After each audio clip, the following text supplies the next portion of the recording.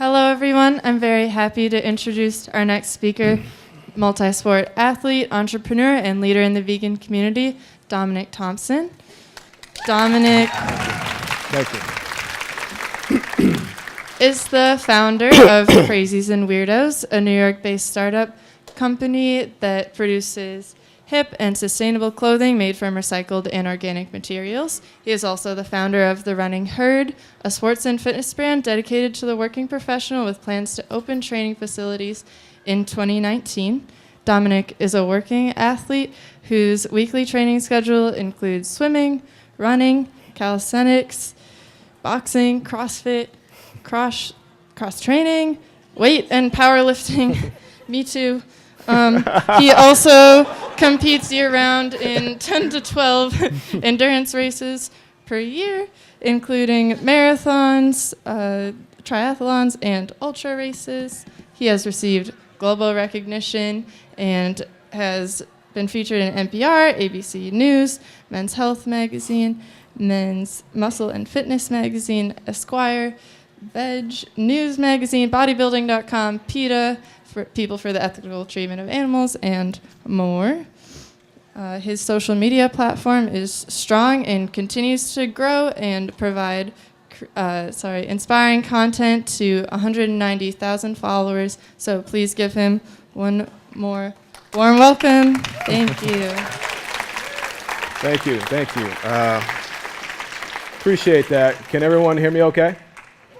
This is awesome. This is really good quality. Just by a show of hands, how many Packer fans in here? I want you guys to recognize I wore green shoes out of respect for your city, okay? And Badger fans, any Badger fans? I have red on. I mean, come on, I'm trying to be cool, because a lot of you may know that I'm from Chicago. I'm a neighbor of you guys. Believe me, I wanted to wear a Bears jersey just to make it fun, but I probably would have got jumped on, right? I usually like to start off my talks by asking, by a show of hands, how many in the audience are vegan here? Wow. We have nothing to talk about. How many are vegetarian? Okay. Pescatarian? Okay, don't be shy. Omnivores? One meat eater. 1, 2, 3. Okay, we got 3. Can we close that? Can we close that over there? I got my knuckles. No, I'm kidding. Kidding. First, I want to say thank you, especially to those 3 gentlemen, for joining us, because this community can be kind of it tends to alienate people in a lot of different ways. So thank you. Can we all give them a round of applause for coming? I next want to present 3 questions to you guys, and I want you guys to keep an open mind when I do this. There are going to be some uncomfortable questions, but I want you to keep an open mind. So one of the questions is, imagine if you and me, this gentleman right here, yes, you. What's your name? Jaime? Hi, Jaime. Imagine if you and I was at a local bar having a couple drinks, and we came out the bar and we seen a group of men harassing and jumping on a smaller guy or just one guy alone and kind of doing some things to him, and he's at a disadvantage. What would you do in that scenario? I'm just curious. Well, first thing is you call the police. Second time is you try to help the guy. Yeah, you're going to try to help it out, call the police. Right. Anybody else? What would you do in the far right here with the cap on? I think I'd try and help first. Yeah, definitely. And how about you in the turquoise shirt? You? Me? Yes. Women can get involved. I'd probably go over and start saying something. Yeah, but you're in the Jack. You'll try to stop it, right? You do something. Okay, that's fair. My next question: imagine if me and you again come out the same type of bar, and we seen a young lady being sexually assaulted.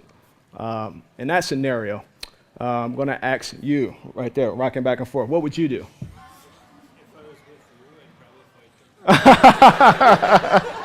Good answer. That's a good answer. How about you in the white shirt? Yeah.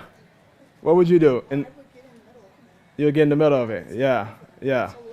Yeah, if you guys notice, both of those answers was a little bit different, but you see with the woman, everybody want to get physical, right? Because you see it more to a disadvantage. I'm going to present one more to you. How many people have what I like to call a roommate, or you guys probably seen it, it's a freeloader that I live with. I've been trying to get her to get a job and stuff like that. Rent is pretty high, but just so you know, that's my daughter right there, my fur daughter.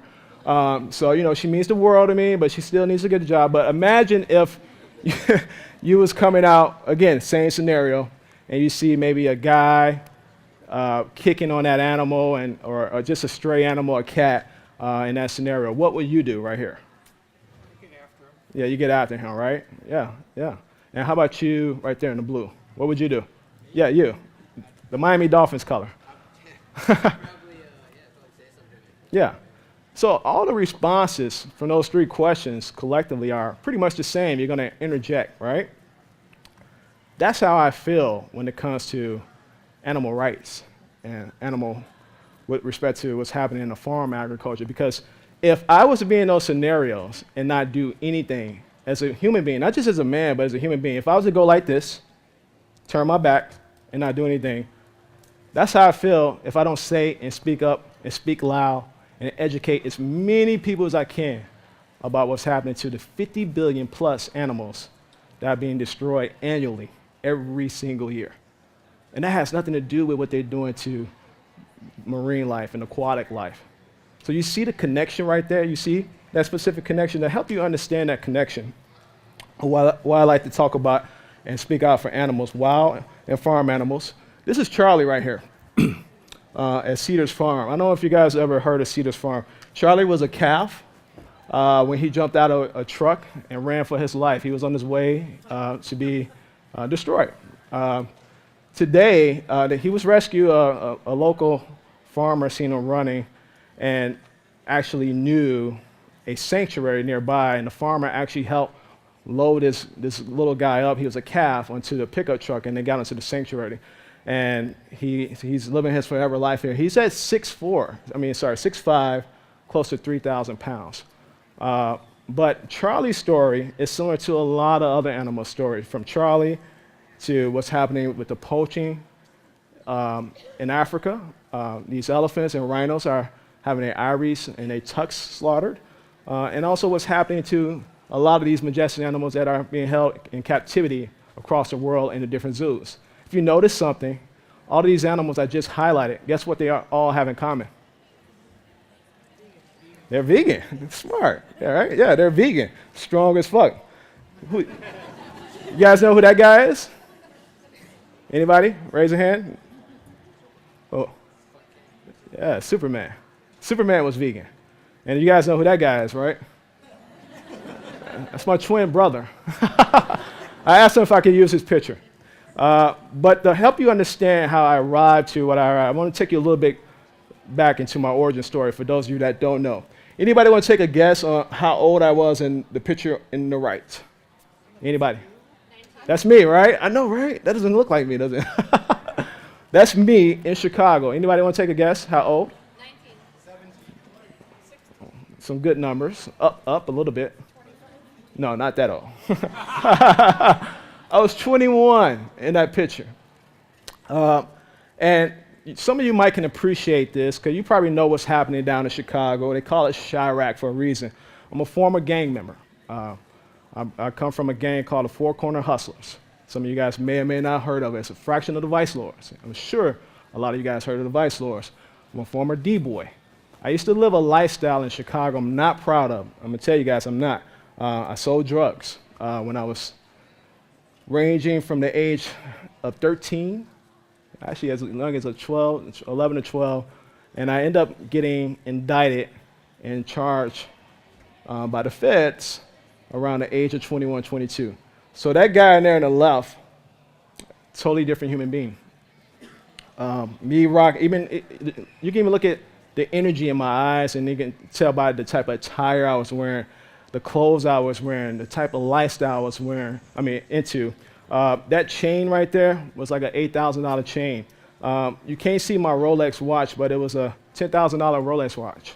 That sweater, it's $1,000. And I had like 50 of them. That's the type of lifestyle I was living. And it caught up to me. It caught up to me. It landed me in jail, and it was there in jail. I was trying to make sense of what was happening, why at this point in my life, in this timeline of my life, what the universe had in store for me. And I'm not a religious guy by any means. I'm not gonna lie to you. I'm spiritual. I do believe in a higher calling as far as a higher power. And I got on my knees in jail because they basically gave me a 9 to 10 year sentence. And I was trying to figure out what was happening. And I had an intimate conversation, if you will, with the universe. And everything pointed out to when I was a kid at 8 years old. Rewind that back a little bit. When I was a kid in Chicago, my mom could only afford, at that time, chicken wings. She couldn't afford any other type of cut meats and stuff like that. Some of you older people here know that back then, the most affordable meat product on the market was only chicken wings. It wasn't, the chicken breast was expensive, the steaks was expensive. Only thing from a low-income family that you would see in the fridge is either pork chops, pork, or chicken wings. And when she fried these chicken wings, I used to always dig through the cartilage and the veins and the tendons, and I never liked it. I used to try to get to the flesh. And it was just one day when I was 8 years old, I was looking at the chicken wing, and then I was looking at my arm and looking at the wing, and I just pushed back to my mom. And I was like, I don't want it no more. And she's like, what's wrong? I said, they look like arms. And she gave me that look, and it's kind of hard to tell a single black mother working 2 to 3 jobs. We already living in a 1-bedroom apartment, cliche story, rodents around, mice. When I say rodents, we had roaches up the ass. We had a lot. And I didn't even have my own bed. I had to sleep on a couch. It was 4 of us living in that 1 bedroom. My mom did all she can to make things happen. But it's kind of hard to tell a single mother with no help, no financial help, you don't want what she's cooking and what she's trying to provide. And she said, well, you ain't gonna eat. She looked me dead in the eye. My mom was just, you're not gonna eat. But she raised me to be like her. When I spoke my mind, I was like, well, then I'm not gonna eat. And then she looked at me, and she eventually compromised. So she's trying to figure out what's going on with her son. So she ended up buying me loads and loads of fish sticks. Fish sticks, I mean, I grew up eating so much fish sticks that I probably smell like seafood. I don't know. It was crazy. But isn't it interesting how that visual aids a kid? Okay, when you see where the meat originally comes from with respect to the anatomy and the chopped part, but you put that product, the final byproduct in front of that kid, they're okay with it. Meaning like all I seen was like white flesh from the fish sticks or the chicken nuggets, and I was okay. I was okay. But I didn't question her. And I didn't continue to challenge her like, well, but still, where does this come from? And I'm a firm believer in karma. And I don't care what your age is, if you're 8 like I was, or if you're 18. If the universe shows you something, okay, it's up to you as an individual to see through it. Let me repeat that. If the universe shows any one of you guys anything, and you consciously know you're doing something wrong, it's up to you to investigate it, to correct that form of behavior, and stop it. And I didn't. And I end up going into that street life, and I end up going into doing bad things that landed me in jail. Because growing up in Chicago, we didn't have this. Isn't that beautiful? It looks like life. We had this. Chips, Doritos, Fritos, Ruffles, all refined foods. We had McDonald's, we had chicken shacks, we had liquor stores, you name it. We had all these places of businesses that was not doing nothing in my community. They defined that as a food desert because we didn't even have nearby any grocery stores. And I don't know if you guys know what the food desert is, but the U.S. Department, USDA, defines it as part of the country that's difficult to buy any fresh produce, pretty much. You can be in a rural area like Wisconsin and be classified in the food desert, but it definitely happens a lot more strategically in low-income cities, low-income communities, especially in African-American communities across this entire nation. And I come from that community. I had my first 8-ball 40 ounce at 12. That makes no sense. That's not normal. But that's the type of behavior I thought was cool. That's the type of stuff I grew up doing. I wanted to be like guys like this. You know, wanted to be like, I seen all these rappers wearing chains, wearing Pelly Pels and Aversics. I thought it was cool to do that. And it landed me in jail. So in jail, when I was down on my knees, trying to figure out what was happening, like I told you, everything pointed to when I was 8. And I got it. It was like a light bulb went up. And I was like, I get it. I didn't see through. I didn't see through what initially flashed in my head. And everything just started making sense from what I was putting in my body and also what I was pumping into my community. And it was there that first week in jail that I decided to go plant-based. I made a promise to the universe to never do harm to anything, human or animal. I don't want any poison in my body. I don't want my dollars paying money to those multi-billion-dollar industries. And I'm certainly not going to go back into my community selling drugs. So I did like what's called a hard reset. And I just cut the entire negative energy out of my life and never looked back. I was about 250 pounds in there. Look how big I was. Oh, that's the Rolex right there. I was about 260 pounds when I went in there. I got all the way down to 180 tops. That's what I got down to. That's one of my mug shots. I was vegetarian. I didn't know what I know now, or when I turned vegan, about the dairy industry. I thought I was doing enough. But I stopped cutting out all the meat. So I went from basically 250, 260 to all the way down to 180. And I became one of the strongest guys in a compound full of men that was about 1,300 in Duluth, Minnesota, our neighbors. That's where I did my time, guys, Duluth, Minnesota. Part of my time. Then they shipped me to Florence. And I was lifting crazy weight. I was deadlifting over 500 pounds like it was nothing. I'm not talking about rep maxes. I'm talking about repping. I was squatting like 500 pounds. Benching 405, 4 wheels on each side. Crazy amount of weight. And I couldn't explain it. My cellies would look at me like I was crazy because what I used to do was trade my meat protein in exchange for their carbs. So whatever they had on their plate, whether it was refined carbs, complex, or simple carbs, I want all the carbs. You know, my body was craving it. And they was lined up. They would trade off. One of my homies, Ty, he would have on Mondays my meat. And another guy, Jay, he had on the second day my meat. And then I forgot the other guy. Man, he's an Italian mobster. Because you're in there with different guys. You're in there with kingpins. You're in there with Italian mobsters, white-collar crime, soldiers that went AWOL. Very intellectual type of people that was pretty much at the top of their whatever crime they was doing.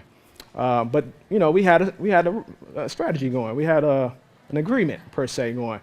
And they was lined up. They thought I was crazy and weird for giving them my meat protein in exchange for their carbs. But actually, I wasn't. I didn't know nothing about nutrition at the time. I didn't know if I was going to die. I didn't know what was going to happen. All I know is that I made this promise to this universe to never do harm again, and I had to see through it because that's how bad I wanted to get out there because my sentence was basically a 5-year sentence. And I was like, it's no way. It's not that I felt better than other guys. It's not that I feared prison. I feared my mental health because I'm smart enough to know that that's not a place for any type of human being. Sure, you need to do some consequences, but not everybody can actually accept that type of challenge to be in those type of conditions. And that's why I'm passionate to this day. That's a good segue into another thought. Everything that happened to me in prison, with the exception of the raping and the slaughtering, happened to me as a piece of property. I was numbered. I was put in close conditions, even went in a hole for 40 nights. Been in fights, you name it. That's some of the same thing that happened to these farm animals every single day. So I understand about 50% of the oppression that they go through. And that's another reason that makes me so passionate about what they're going through. So I did my time. I advocated in prison. And when I came out, I learned more about the dairy industry and immediately just cut it right out of my diet. So I went from being the vegetarian guy to the vegan guy. It's a whole different transformation. still two pretty impressive physiques, two pretty impressive. The way my body feel, and I tell people this to this day, it's not to sound cocky, but it's the honest to God truth. It's the closest thing I personally feel as a superhero. The amount of energy I get, especially when you're actually eating a healthy vegan diet, not the Oreo cookie vegan diet. The healthy vegan diet, when you're getting a whole plant-based diet, your body does amazing things, guys. It does truly amazing things. So I came home. I was able to get 2 years off my sentence. Instead of me doing 5, I got 2 years off my sentence, and I came home. And I thank that to the universe, because it's like the universe knew right then and there when I denounced all my former behavior that I was being dead up serious about it. I had a self-conviction at that time. And I came home. Again, I want you guys to look at this transformation. Again, same guy, 21, 22. You know how old that guy is right here? In the right? Anybody want to take a guess of my age? Huh? 32. No, 25. I'm 39. I'm getting ready to be 40. Yeah. Let me back up a little bit. I don't think you guys understand. These are recent pictures. I'm finna be 40. Look younger than I did when I was 21, 22. You see what the diet has done to me? And obviously, you can't say, oh, well, Dom, it's genetics. Shit. Well, you see genetics in that left. There's no genetics involved, because I get that a lot on Instagram where people say, well, damn, man, that's just genetics. No, that's hard work. That's dedication. I don't go to the gym to look a certain way. You'll never catch me on stage in my Speedos. I'm not a bodybuilder. I'm not a physique competitor. That's just not my thing. Life is just not that serious to me. It's just not my thing. Nothing against those guys. But I go to the gym because my diet is primary raw. Anybody know what raw means? You know that type of diet specifically? Not too many people. Okay. That means that my diet,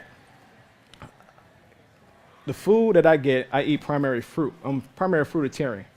I eat a lot of fruit, guys. I do so much fruit that I actually it's convenient for me just to blend them up, because when you blend up the fruits specifically, you open up the cells and you open up all those additional nutrients. And it's like a shot of supplements that goes into your bloodstream. Because when you eat a whole plant base, you're going to retain some of those nutrients, but the fiber is going to push out the rest of it. But when you blend it, it's just all nutrients. It's just, honestly, like it's the best thing you can get to getting a boost of energy. Because I don't drink coffee. Instead of coffee, I drink watermelons with beet juice. That's my pre-workout. Instead of protein powders, I mix what's called like a yellow monster, mangoes, bananas, peaches, add hemp seeds to it. It's like a super duper smoothie, and my body really produces into the outcome of what you see there. And I'm still able to maintain my size and also my strength.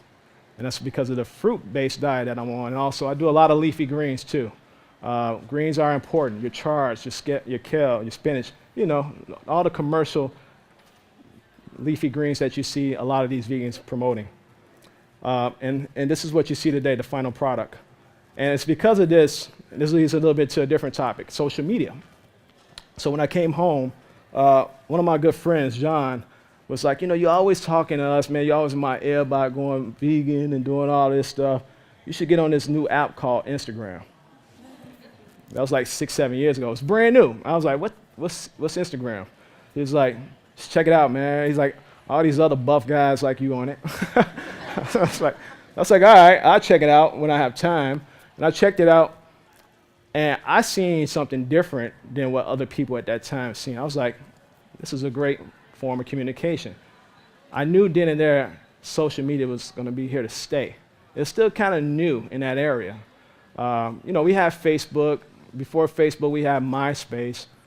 But Instagram really shot it to a different level. So instead of me using my Instagram to post shirtless photos and all of that, I use it to communicate and educate people about this diet and also educate people about animal rights. This was 7 years ago, like I said, when it first came out. And here I was, this vegan male, total opposite of what society deem a vegan male is. Because society deem a vegan male as what? Everybody know? The number one focal point in the face of what people think a vegan male is? Do everyone know that answer? The white male. Yeah. The white privileged male, correct.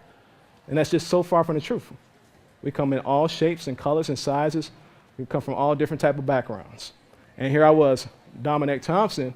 I was the only one at the time on social media educating people with online activism on that platform specifically. And it was like a breath of fresh air, and it took off.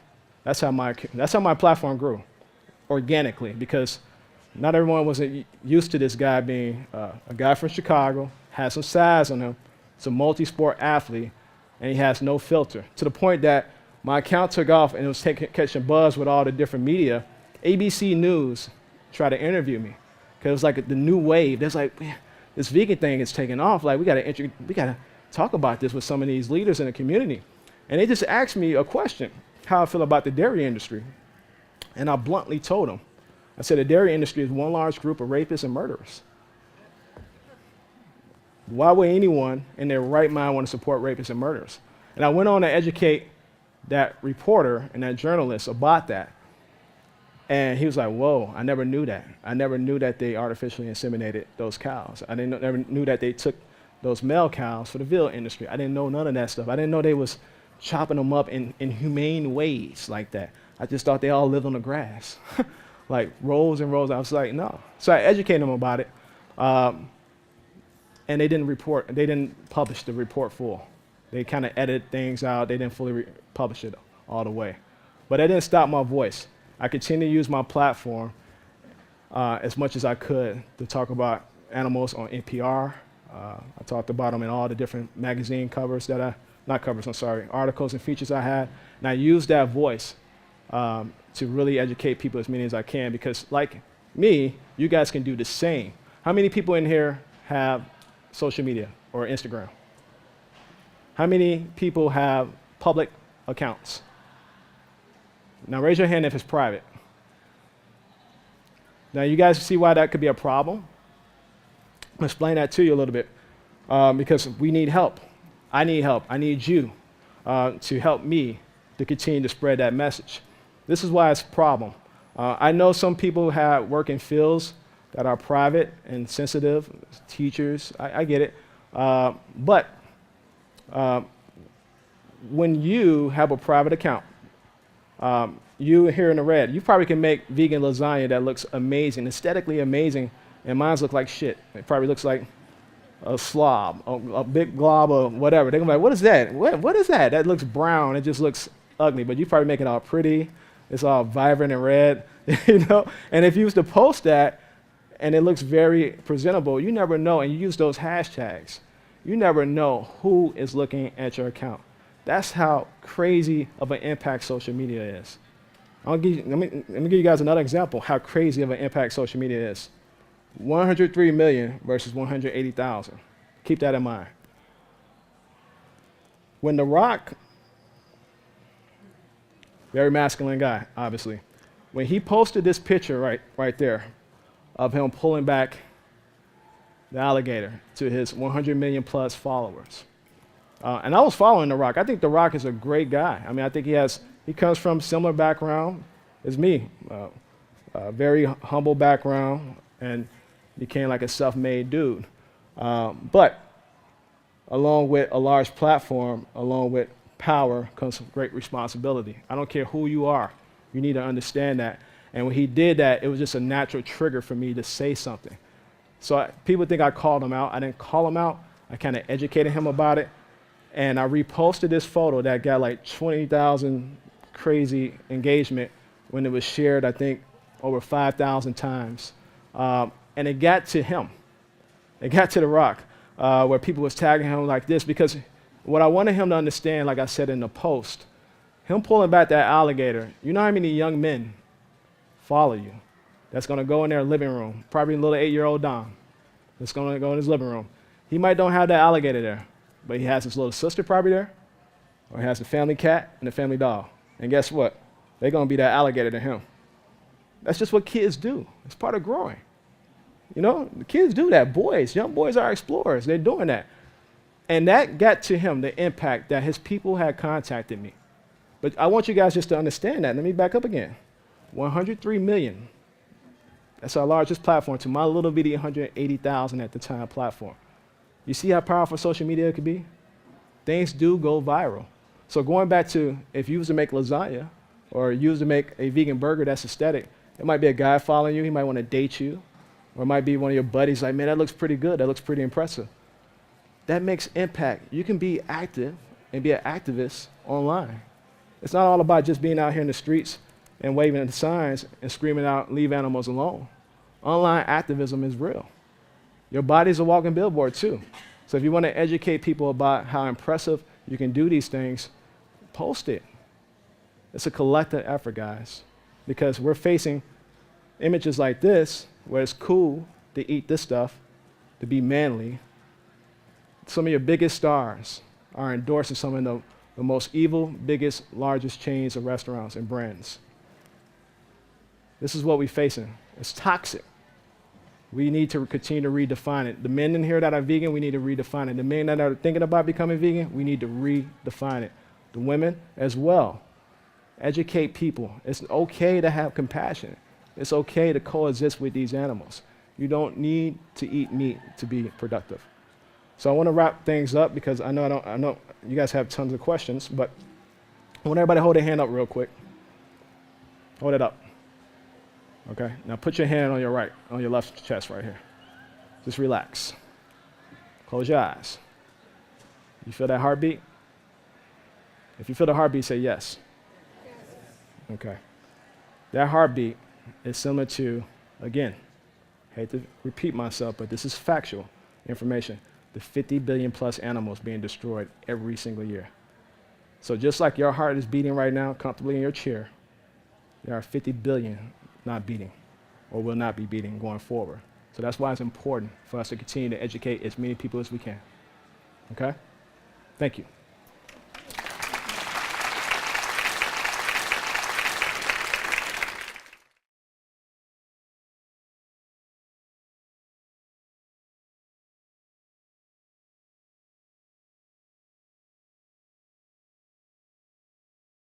I'm sure you guys have a few Q&A.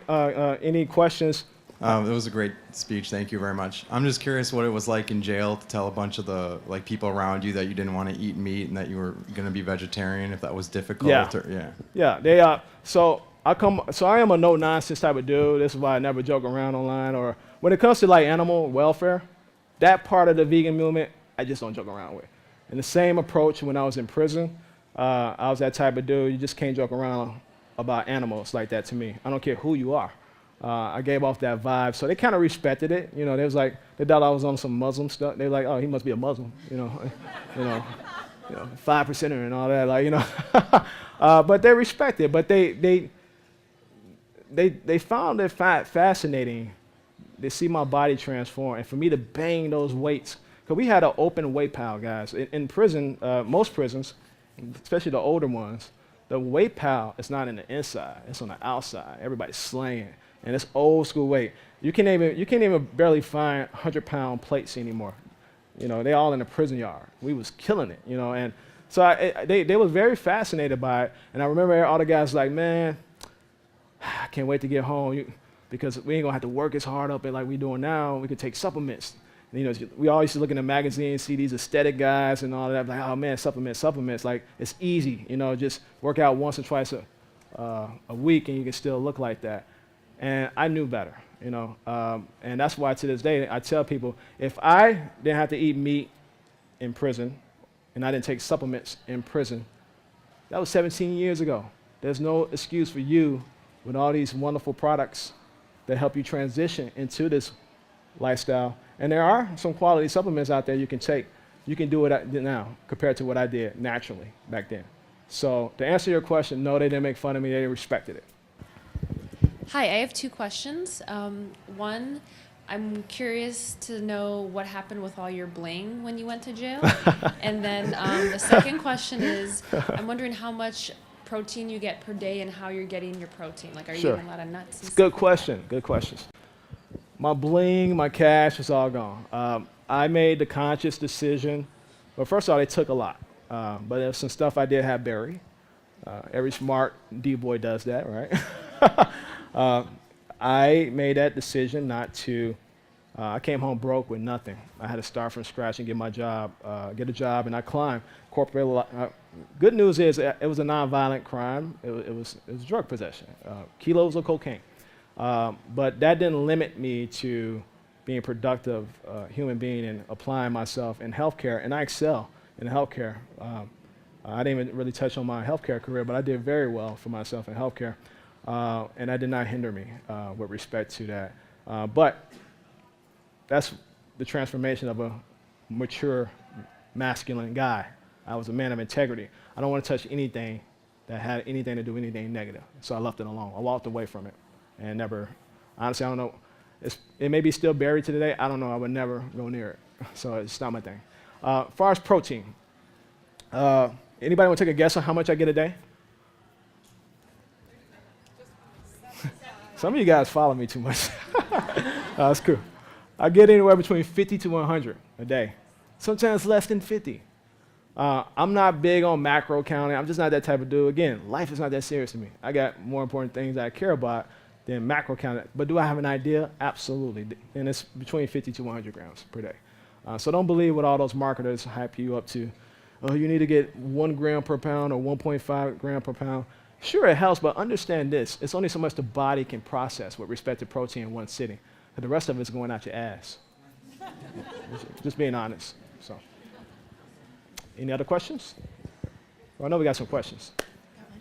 While you were in prison, you had people that were willing to swap food with you, and you were able to seem like to get enough calories through the day. If you didn't have those people that were able to swap with you, what do you think that situation would have been like for you, or what do you think it might be like for people who don't have that situation where they're able to swap food?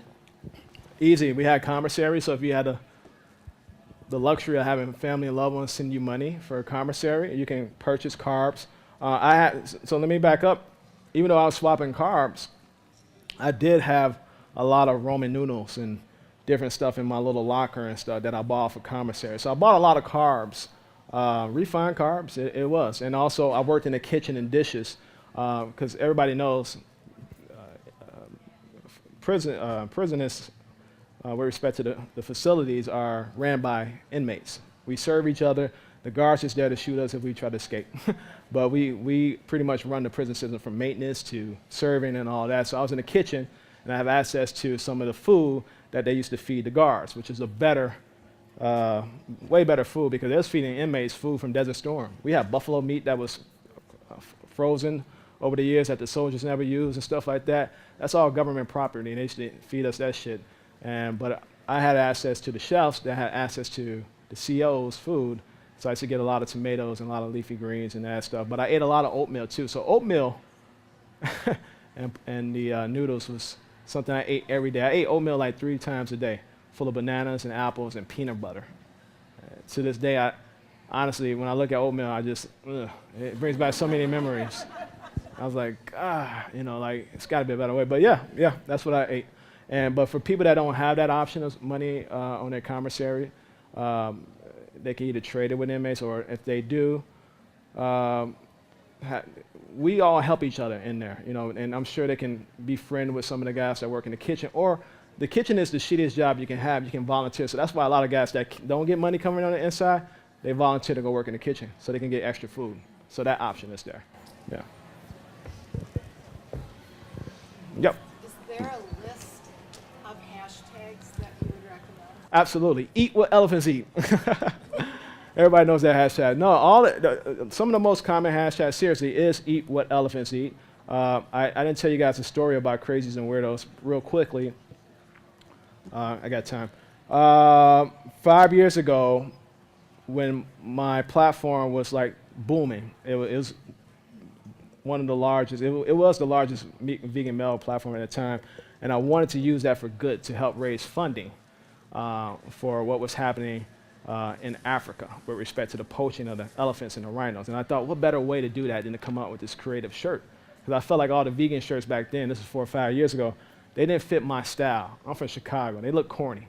Not your mom's milk, that didn't look right on me. You know what I mean? So I wanted to create something to bring awareness that's what's happening to the wildlife, because we had enough people that was more focused on farm animals, and I'm more focused on all animals. and I wanted to create this cool shirt. So I created it, trademarked it, Eat What Elephants Eat, put it on my body, threw up my gun, and it went viral. And it blossomed into this company. To this day, is one of the largest vegan clothing companies in the world. And we produce sustainable, organic clothing, handmade in New York from recycled materials, from bamboo, from organic cotton that's sourced from North Carolina. So that's how that hashtag was formed, Eat What Elephants Eat. Vegan is a good hashtag. Go vegan is a good hashtag. Vegan as fuck is a good hashtag. So many good ones. And you'll see other affiliated hashtags when you type it in Instagram, so they'll come right up. And there's apps out there for that too. Next question. My question was, so you said that it eventually got back to The Rock. So I'm wondering, did he then take that picture off of social media? No, did he contact you? Did he do didn't. anything He about actually it? did a little jab. I didn't talk about that. I'm glad you brought that up. The Rock never talks reckless. He's a pretty fair dude. But his response was like he posted getting on his private jet, doing his thing. You know, he hustling out there. He's a very busy guy. But at the end, he's like, good Lord, I'm exhausted, but nothing, a double shot of tequila, some dead cow, and an Ambien can cure. He never talks reckless like that. So, but the point is for us to put the seed in his head and have him thinking, it's progress. You know, because I think he's a fair dude. I just think he needs to either get in the gym with me or get somebody else to get in his head. And, you know, because guys like him, they're like guys guy. I'm a guys guy. I like a good vegan burger, you know. I used to love watching the Bears. You know, I mean, after what they did to Lovie Smith, come on. And Urlacher, it was just disrespectful. But, you know, I'm a good guys guy. I like a good beer and stuff like that. So sometimes we need to use people in the community to communicate with other people that's not in the community. And this goes to all you vegans here. This is a really good segue into the inclusivity that we need more in this community. Because there's things that your typical white male that comes from a good upbringing or not, he just can't say things to an African American male in a more low income community that maybe I can. We use that for that example. Just like there's things I can't say to someone that maybe is going to an Ivy League school or living on a farm out here. I know nothing about farm life. I know what's as far as living on a family farm. I don't come from a family farm. I know about the process. I know what I read. I know what I study. But there's probably people from a former farm that can say something to that person that make them have a change of heart. Same thing, LGBT community.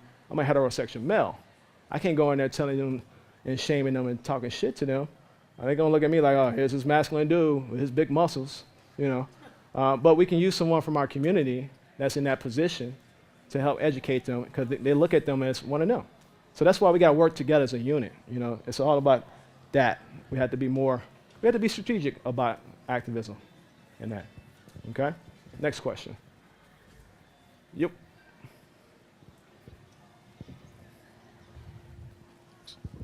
Thank you. Most of us are not blessed to have the genetics that you have to achieve that.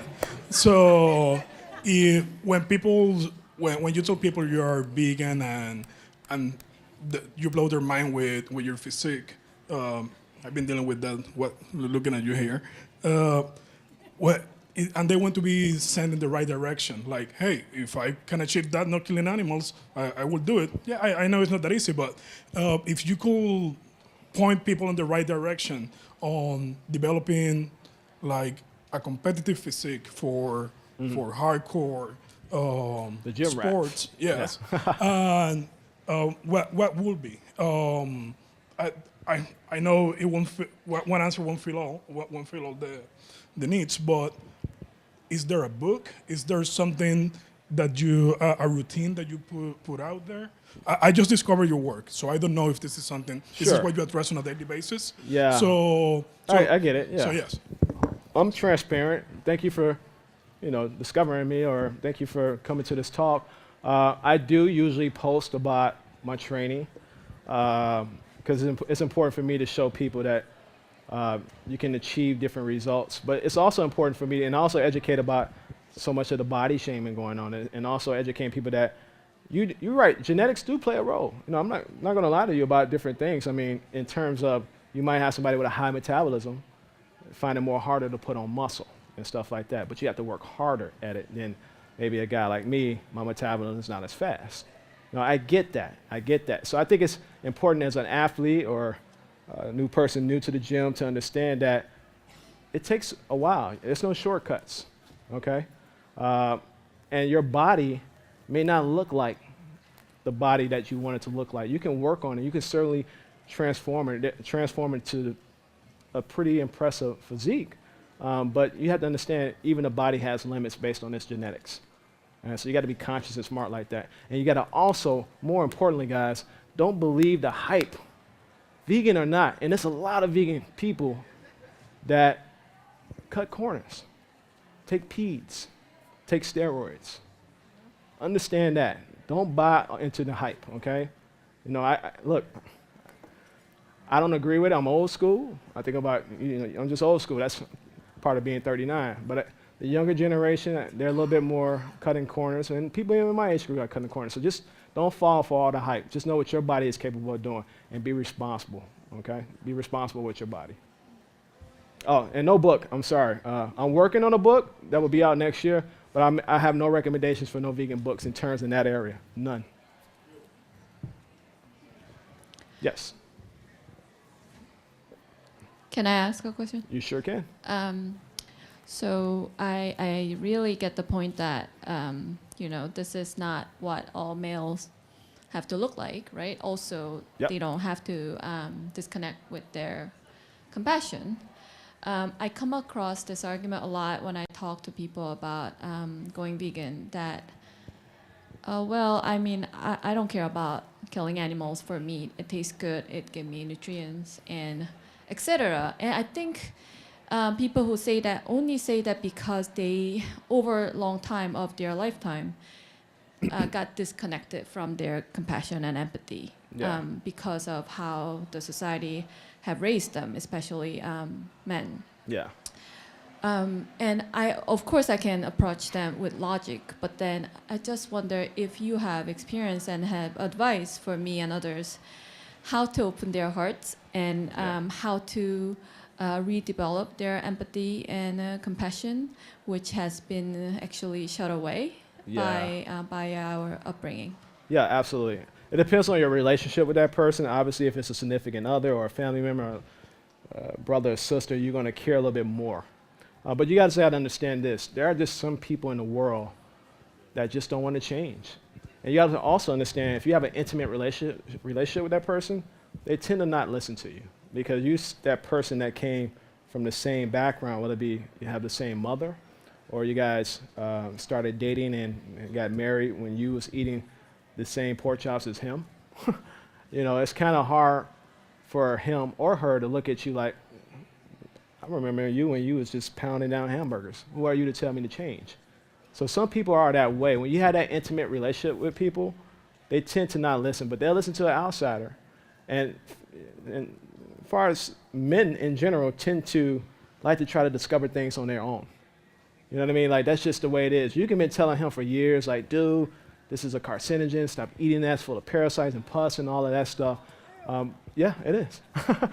But if he doesn't discover it on his own, sometimes he don't want to own up to it or listen to you specifically, because men traditionally will look at a woman and like, well, what do you know? And you can't tell me, I got to pack on muscles. So I would say, A, continue to do what you can to educate him, stay assertive. You know, you don't have to be aggressive. But B, know when to just back out and just to say, fuck it, I'm done. You know, because you got better things, or got more people that have a more open mind that's willing to listen to the same information you communicate to him or her specifically. So just keep that in mind. Know your worth, your time, and your value, and just keep it moving. Not everybody is worth saving. Just being real. Hi, I'm curious to know how you feel about the ethics behind lab-grown meat. I know PETA is a big proponent of it. I've noticed some other animal rights activists. You'll never see me endorse it, ever. I'm squeamish about it. I don't care. It's cholesterol. It still comes from an animal. It's not from me. I think it's going to, I feel like it will help some of the people that still want that meat in general. But at the end of the day, is it still going to be healthy for them? No, I don't think so. It still comes from an animal. So I think it has its place with respect to trying to help people transition and to eat cleaner and to help the environment. But cut the shit. Let's just educate them about it. Like, I'm old school. Like, leave the goddamn animals alone. You know? I have one more second part. I have 3 cats. They're obligate carnivores. I have to feed them meat, even though I'm a vegan. So. Oh, by the way, Scruff is vegan, so that's where you're going. Yeah, Scruff. Yeah, yeah, Scruff. So the story behind Scruff, I know where you're going with this.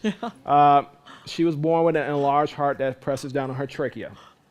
They said she was only going to live till she was 6. I was like, not my boo-boo. I got to do something about that. I was like, I don't even got human kids yet. I'm not married. You got to have some siblings. You know, you got to be around for the long run. And so when they told me that, I was devastated. But I started researching her diet, and then it was around the time I just started transitioning to vegan. So Scruff's been vegan now, plant-based, for about 7 years, 6, 7 years.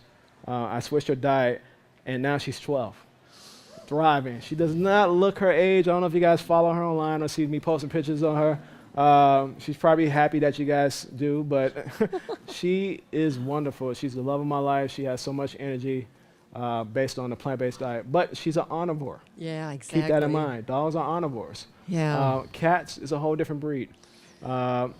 I do know there's vegan brands out there that make fortified foods, just like there's food brands out there that make fortified foods for vegans.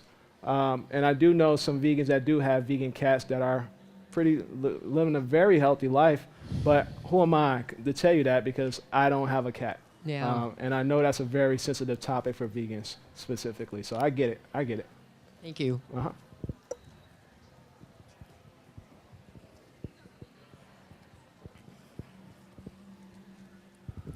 I had a similar question to the woman in the back. Just like, I feel like the dialogue is very different if you were to tell a man, oh yeah, you don't need to eat meat, versus me, like a little girl talking to a man that's like, I need to eat meat. Yeah. So what's like the elevator speech version of like, you don't need to eat meat to be healthy?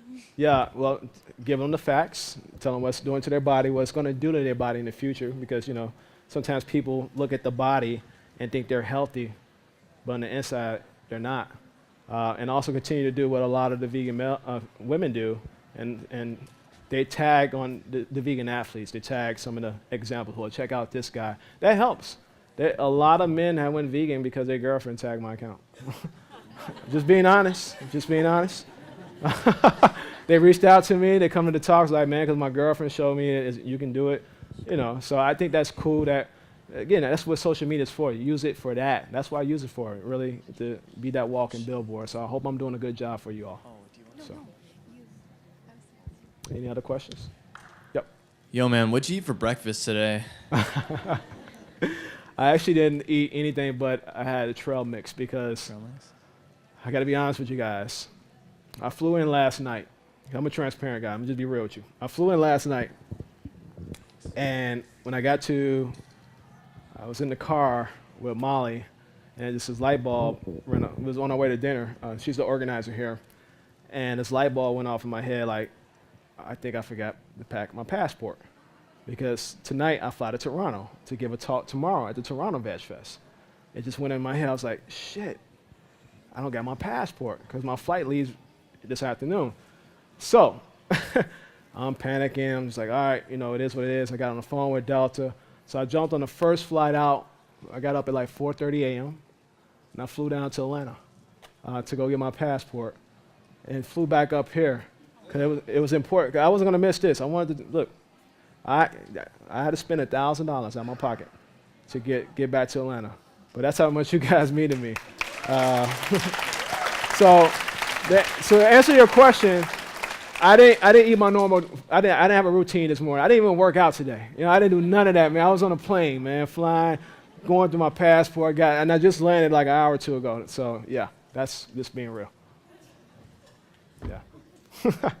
I've got a book that's called Food and Behavior, and when you switched to a vegan diet, do you think you had clearer thinking, better decisions in life?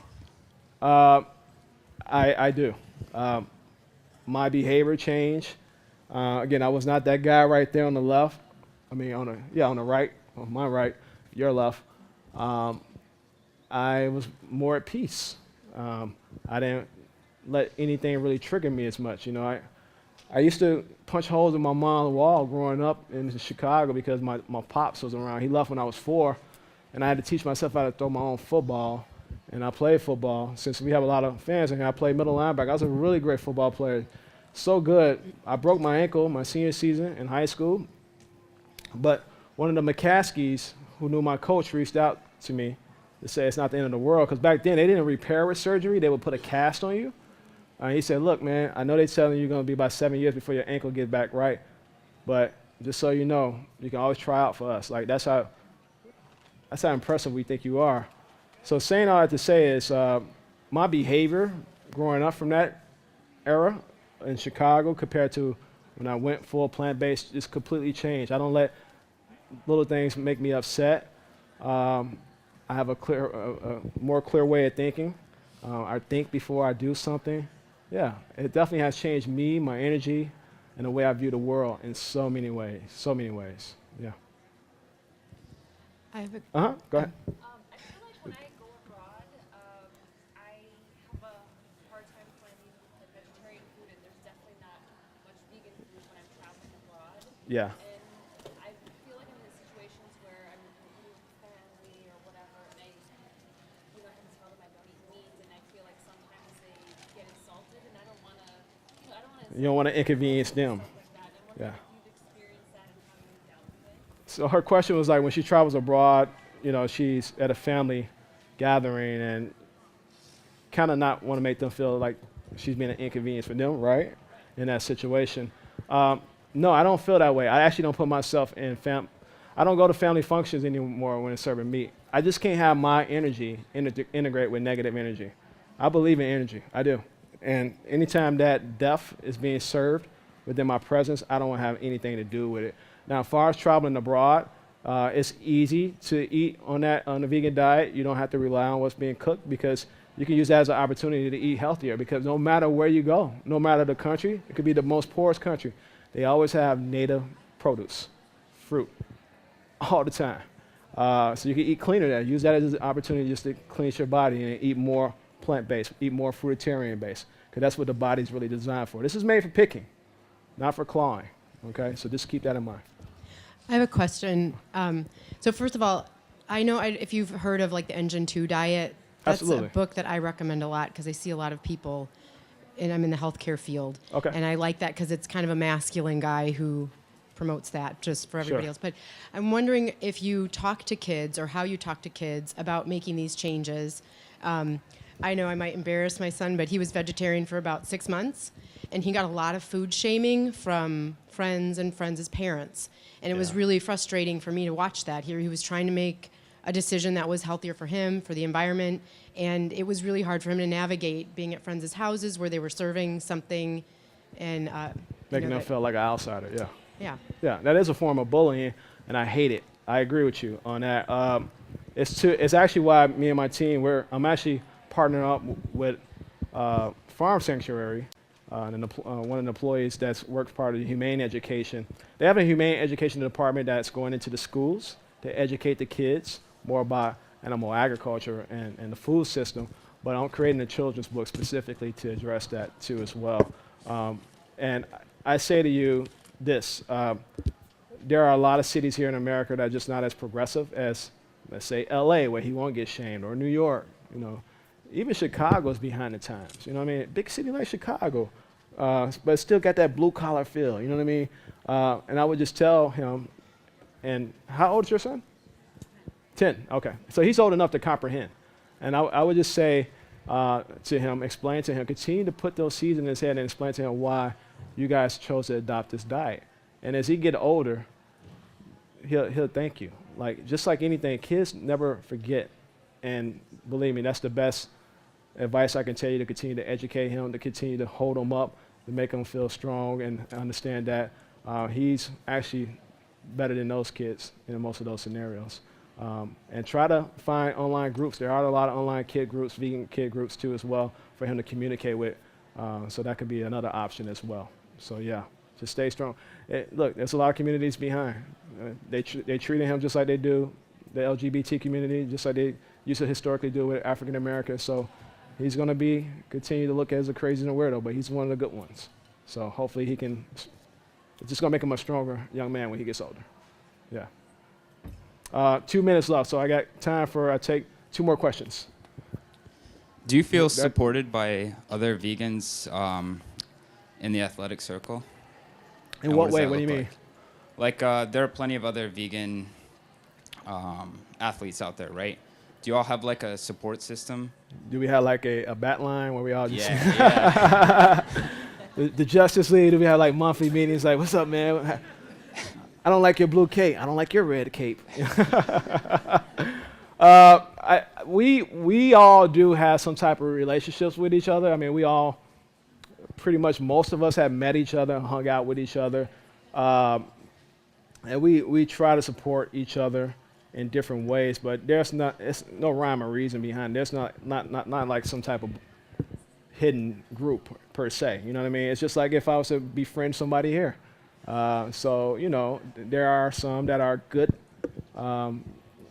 really good people to be around. But also, we all know this in this room, all those vegans know, just because you're vegan don't mean that we like you. Just be real. I mean, it's a running inside joke that omnivores don't like vegans. Vegans really don't like vegans. But, I mean, saying all this, say, yeah, your diet is my diet, but don't mean that you're a good person. You can be a shitty person. That's all I'm saying. So, no, there's no monthly Justice League meeting.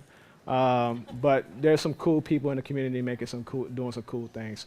And I do have some strong relationships with most of them. So, yeah. And I think he had one more question. You can go with that one. I was going to ask you about the question about kids. Okay. Growing up not doing that, I think just educating them on what's going on is the biggest thing, because my son will see his papa or grandpa eating eggs and he'll be like, why are you doing that? What? You know, it's in his head of the same things we understand, and it's always been Absolutely. himself, because he gets it. Yeah, absolutely. Yeah, those are the game changers of the world. So yeah, absolutely. Continue to educate them. Okay. One more. One more. Please. Oh, sorry. Your decision on eating more raw than cooked vegetables. I'm, vegan, but now to another step to go to raw eating and. Yeah. What's the question? Oh, why I did it? And yes. Well, I discovered it when I was living in New York. I had a very busy lifestyle. I didn't seek it out. It was convenient. I just I was like, I gotta go. I was working 50 hours a week, and then I was running this startup company on the side, working 20 additional hours a week. So for me, and then I started getting into triathlons, my body it just didn't recover quick enough. When you're doing 140 miles in one day, that's a lot to put on the body. That's a lot. And I just started dumping fruit in there. It just came to me naturally. It was for convenience and making all these crazy smoothies. And my body was just going crazy because, like I said earlier, I don't go to the gym to work out because I have so much energy. It's an outlet. I use it as an outlet, like a rabbit bouncing off the wall. And because I took that approach, it's like I found the fountain of youth. It was like, wow, this whole time. So fruit for me in my body, let me be very clear at that, my body responds very well to fruit specifically. And you have about 10 to 15 different diets within this community. I would just say enjoy the journey. Try to check out each one of them, modify it to your own body, to your own liking and stuff like that. And nothing against anybody else that eat cooked foods and stuff like that. I eat cooked foods from time to time too. But yeah, I think we got too much shaming within specific diets. You just got to find what works best for you specifically. Thank you. Thank you guys. Appreciate it. Thank you.